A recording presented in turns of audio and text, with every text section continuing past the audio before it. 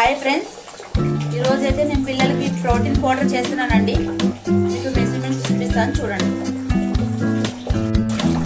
బాదం పప్పు 1 చెంచా ఫ్రెండ్స్, కిస్మిస్ 1 చెంచా ఫ్రెండ్స్, పప్పు 1 చెంచా ఫ్రెండ్స్, 1 చెంచా, 1 చెంచా, 2 చెంచాలు సన్ఫ్లవర్ సీడ్స్ 2 చెంచాలు, వాల్నట్ 5, మిరియాలు 1/2 చెంచా ఫ్రెండ్స్, 1 చిన్న దాల్చిన చెక్క, పిస్తా పప్పు 1 చెంచా ఫ్రెండ్స్.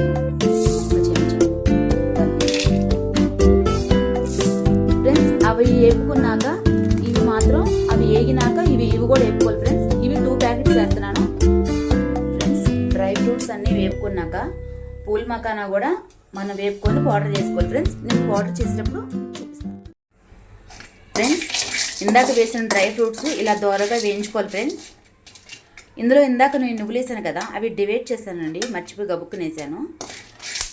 అవి దించే ముందు వేసుకోవాలి, ఇట్లా అయితే వేపుకోవాలి. నెక్స్ట్ ప్రాసెస్ కూడా చూపిస్తాను దీని తర్వాత ఫ్రెండ్స్.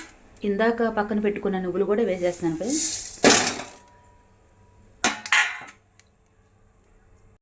ఫ్రెండ్స్ ఇప్పుడు పూల్ మకానా కూడా వేసేస్తున్నాను ఫ్రెండ్స్. చూడండి, ఇది కొంచెం లైట్గా దోరగా వేపుకోవాలండి, లైట్ రోస్ట్ చేసుకోవాలి ఫ్రెండ్స్. ఈ వేగటం అయిపోయింది. దీని తర్వాత ఇంకో ప్యాకెట్ వేసి వేపాలి, చూపిస్తుంది కూడా. ఇగో ఇట్లా ఇట్లా క్రిస్పీగా రావాలి ఫ్రెండ్స్. ఇది ఇట్లా ఇట్లా రావాలి ఫ్రెండ్స్. అయిపోయింది. ఇక